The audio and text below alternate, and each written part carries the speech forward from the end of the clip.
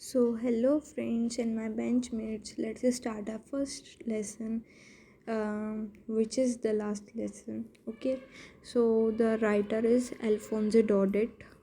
ये author हैं. इनके बारे में थोड़ा बहुत दिया गया है इन्फॉर्मेशन. इतना ज़्यादा तो इम्पोर्टेंट नहीं है, बट ये ध्यान रखना कि ये फ्रेंच स्टोरी राइटर थे, शॉर्ट स्टोरी और नॉवलिस्ट थे. ये बेसिकली ये स्टोरी जो है वो फ्रेंको पर्शियन वॉर पे थोड़ी सी डेडिकेटेड है. सो अब आप सोच रहे होंगे कि Persia, what is Persia. Persia जो है किंगडम था, 3 कंट्रीज़ जिसमें कंबाइन होती थी, जर्मनी, पोलैंड एंड ऑस्ट्रिया. ठीक है. अब फ्रांस और पर्शिया में वॉर हो जाता है, जिसमें पर्शिया जो है वो वॉर को जीत जाता है. और जो पर्शिया है वो फ्रांस की 2 डिस्ट्रिक्ट्स एल्सेस एंड लॉरेन पे एल्सेस और लॉरेन को अपने अंडर कर लेते हैं. अब क्या होता है कि जो पर्शियन रूलर्स हैं वो वहाँ पे रूल लगाते हैं कि अब से स्कूल्स में फ्रेंच लैंग्वेज नहीं पढ़ाई जाएगी, अब से पढ़ाई जाएगी जर्मन. जो वहाँ के फ्रेंच टीचर्स थे उनको वहाँ से छोड़ने के लिए बोल दिया जाता है स्कूल्स और वो एरिया. क्योंकि वो नहीं चाहते, पर्शियंस नहीं चाहते कि मतलब जो फ्रेंच टीचर्स हैं वो बच्चों को ट्यूशन दें उनकी मदर लैंग्वेज की. तो वो पूरी तरीके से फ्रेंच लैंग्वेज को वहाँ से हटाना चाहते थे. जो वॉर हुई थी वो हुई थी 1870 से 1871 के बीच में. अब जान लेते हैं कि इसके मेन कैरेक्टर्स कौन कौन से हैं. मेन कैरेक्टर्स है फ्रांस और एम हैमिल. फ्रांस जो था वो एक स्टूडेंट था और एम हैमिल जो है वो एक टीचर थे. फ्रांस डेली स्कूल जाते, सब बच्चे स्कूल जाते हैं. फ्रांस एक दिन स्कूल जा रहा था, पर वो उस दिन उसको याद आता है कि यार आज मेरा पार्टिसिपल का टेस्ट है. वो थोड़ा सा डर रहा होता है स्कूल जाते वक्त. उसके टीचर जो हैं वो काफ़ी स्ट्रिक्ट होते हैं, जिनका नाम अभी हमने बताया कि एम हैमिल. अब वो स्कूल जा रहा होता है तो क्या देखता है वो, मतलब नेचर की ब्यूटी को देखता है और एक वार्म सा वेदर हो रहा होता है उसको देखता है. और मतलब जो बर्ड्स हैं वो चहचहा रही हैं और जो पर्शियन सोल्जर्स हैं वो ड्रिल कर रहे हैं. उसका बंक करने का मन होता है. अब हम जैसे कभी कभी हम सोचते हैं ना कि यार आज कितना अच्छा मौसम है, आज इतना अच्छा लग रहा है, आज बंक कर लेते हैं. पर अब क्या करता है वो सोचता है कि नहीं यार बंक नहीं करना चाहिए, स्कूल जाते हैं. तो वो भागता भागता स्कूल जा रहा होता है क्योंकि वो लेट हो गया था.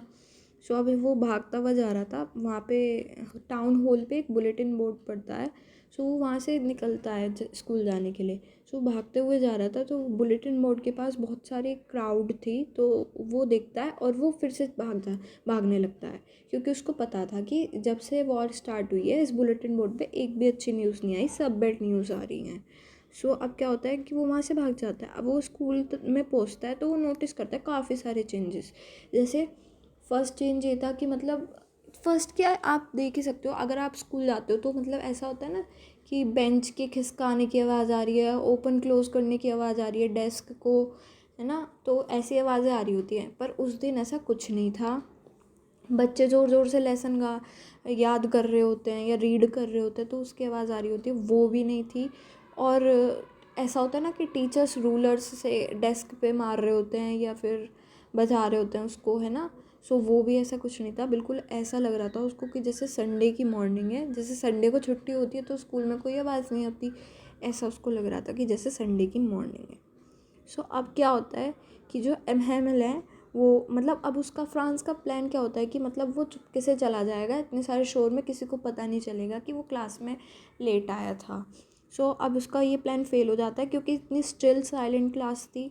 जो एमहेमल हैं वो उसको डांटते नहीं हैं, वो काइंडली उसको अंदर बुला लेते हैं और बोलते हैं कि अगर तुम अभी नहीं आते तो हम तुम्हारे बिना लेसन स्टार्ट करने वाले थे.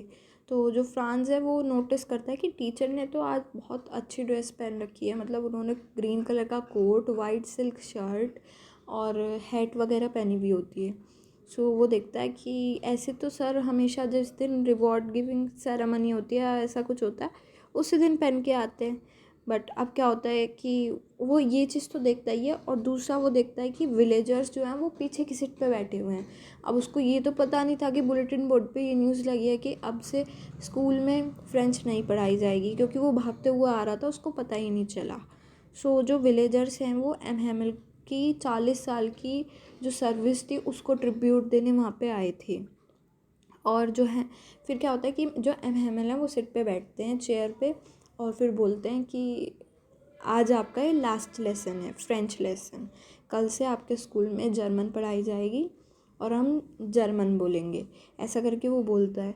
सो अब क्या होता है कि फ्रांस जो है वो रियलाइज़ करता है कि ओ बुलेटिन बोर्ड पे ये न्यूज़ लगी थी। तो वो रिग्रेट करता है, थोड़ा सा बुरा फील करता है कि यार मतलब आज सब कुछ एकदम उसको अच्छा सा लगने लगा कि यार काश मैं पहले पढ़ लिया होता तो मुझे अपनी मदर टंग बोलनी आती, मैं सीरियसली लिया होता लेसन्स को। सो अब ऐसा कुछ भी नहीं था। अब जो है फ्रांस रियलाइज़ करता है इतनी देर में ही क्या होता है, टीचर उसको खड़ा कर देते हैं कि मतलब फ्रांस ये सब रियलाइज़ कर ही रहा होता है, टीचर उसको खड़ा कर देते हैं कि पार्टिसिपल्स का टेस्ट बोला था ना उन्होंने। सो वो उसको खड़ा कर देते हैं और पूछने लगते हैं। तो अब वो लर्न नहीं करके आया था, वो एकदम एक दो शब्द बोलता है और फंबल हो जाता है, अटक जाता है एकदम से। सो वो सोचता है फिर माइंड में, यार काश आज मैंने पार्टिसिपल्स याद किए होते तो मैं फटाफट सुना देता।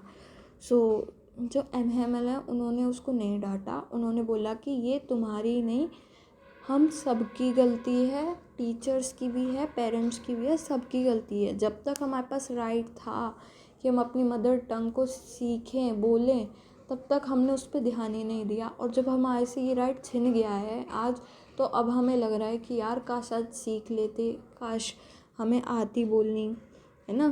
तो अब क्या होता है कि क्लास का एटमॉस्फेयर कैसा हो जाता है, एकदम सीरियस सा, सैड सा, इमोशनल सा हो जाता है। तो जो फ्रांस वॉन्डर करता है कि मतलब जैसे क्लासेस चल रही होती है, लेसन्स चल रहे होते हैं, फर्स्ट लगता है, सेकंड लेसन लगता है, थर्ड लेसन लगता है। सो अब क्या होता है कि वो एक चीज़ नोटिस करता है, जो पिजन्स हैं वो कू कू कर रहे थे। तो अब वो सोचता है मन में, इरिटेट होके, फ्रस्ट्रेट होके वो ये बोलता है कि अब क्या जर्मन इनसे भी जर्मन लैंग्वेज में कू कू करवाएंगे। सो उसके बाद क्या होता है कि उसके आँखों से आंसू आने लगते हैं, सब मतलब थोड़े बहुत ज़्यादा इमोशनल हो जाते हैं। अब क्या होता है, हिस्ट्री लेसन जो होता है वो लास्ट लेसन होता है, ठीक है। उसके बाद स्कूल की छुट्टी हो जाती है। तो अब हिस्ट्री लेसन के बाद मतलब सब मतलब बेल लगती है, चर्च की बेल लगती है, क्लॉक जो होती है वो बजती है और क्लास एंड हो जाती है। अब एम हैमल कुछ बोलते, वो बोल ही नहीं पाए, मतलब वो थोड़े से इमोशनल हो गए थे।